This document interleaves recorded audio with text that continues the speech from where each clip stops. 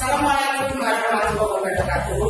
Anak-anak, bagaimana kabar kalian hari ini? Tetap semangat walaupun belajar dari pada kesempatan hari ini bersama saya, Orianti, SMP 1 akan mengajak kalian diskusi bersama membahas materi pencerminan.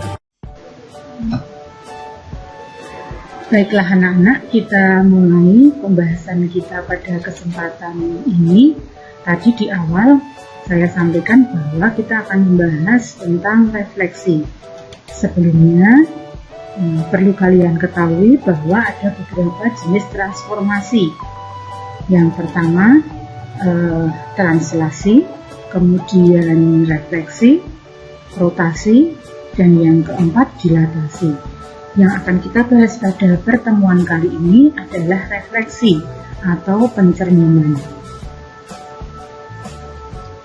Nah, coba perhatikan gambar kucing yang berdiri di depan cermin dan ada seorang anak kecil juga berdiri tepat di depan cermin. Nah, silahkan dijawab pertanyaan dari saya. Tinggi manakah antara kucing sebagai benda asli dengan bayangan kucing pada cermin tersebut? Saya yakin dengan mudah kalian bisa menjawab bahwa kucing dengan bayangannya mempunyai tinggi yang sama. Tidak hanya tinggi anak-anak, bentuknya juga sama. Jarak kucing ke cermin dengan jarak cermin ke bayangan kucing juga sama. Ini salah satu contoh gambar dari pencerminan, salah satu masalah sehari-hari yang sering kita temui dengan masalah pencerminan ini. Untuk berikutnya, silahkan anak-anak perhatikan bahwa kita akan mencoba menggambar hasil dari pencerminan suatu benda. Kemudian, ada segitiga, ini berwarna biru, kemudian ada garis sebagai cermin. Perhatikan gambar bayangan dari segitiga tersebut. Nah, kita akan mempelajari cara menggambar bayangan dari suatu benda. Untuk lebih jelasnya, kalian perhatikan tayangan berikut.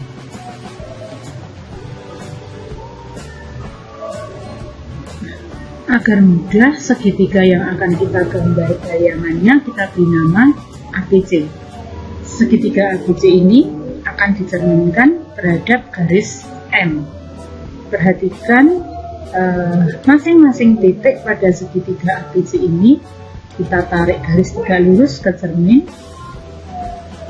kemudian kita ambil jarak yang sama. Perhatikan garis yang berwarna merah,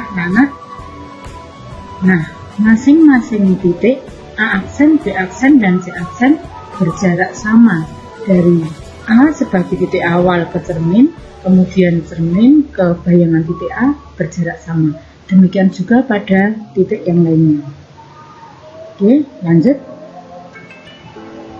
Berikutnya kita akan belajar pencerminan pada bidang koordinat.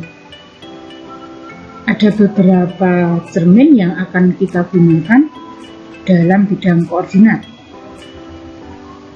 Sebagai cermin akan digunakan sumbu X, sumbu Y, kemudian garis Y sama dengan X, dan garis Y sama dengan negatif X.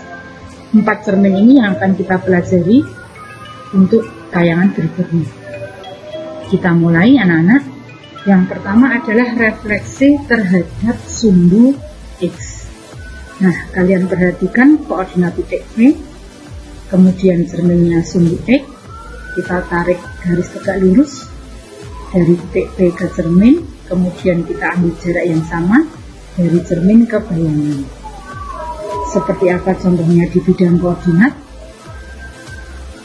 Kita lihat tayangan ini. Titik A dengan koordinat 5,2, kemudian kita cerminkan terhadap sumbu X, maka bayangan titik A 5,-2.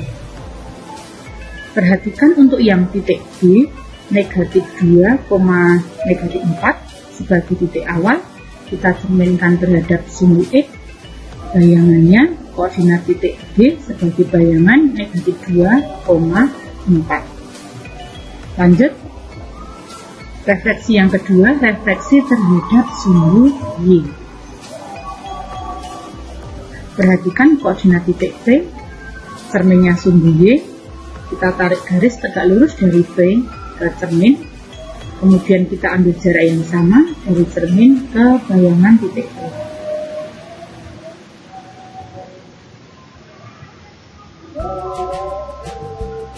Nah, ini bayangan dari titik P. Kita lihat contohnya pada bidang koordinat. Kembali pada titik A, seperti pada waktu kita mencerminkan terhadap sumbu X tadi, A5,2. Kita cerminkan terhadap sumbu Y. Bayangan dari titik A, negatif 5,2. Lanjut titik B, negatif 2, negatif 4. Maka bayangan dari titik B, 2, negatif 4. Oke, kita lanjut pencerminan yang ketiga, refleksi terhadap garis Y sama dengan X. Perhatikan garis berwarna biru anak-anak, ini garis Y sama dengan X. Koordinat titik P, kita cerminkan terhadap garis yang berwarna biru, Y sama dengan X. Kita lihat, tarik garis tegak lurus dari P ke cermin. Kita ambil jarak yang sama dari cermin ke bayangan. Nah, seperti apa contohnya di bidang koordinat? Kita lihat tayangan berikut. Titik A 5,2, cerminnya Y sama dengan X, maka bayangan titik A 2,5.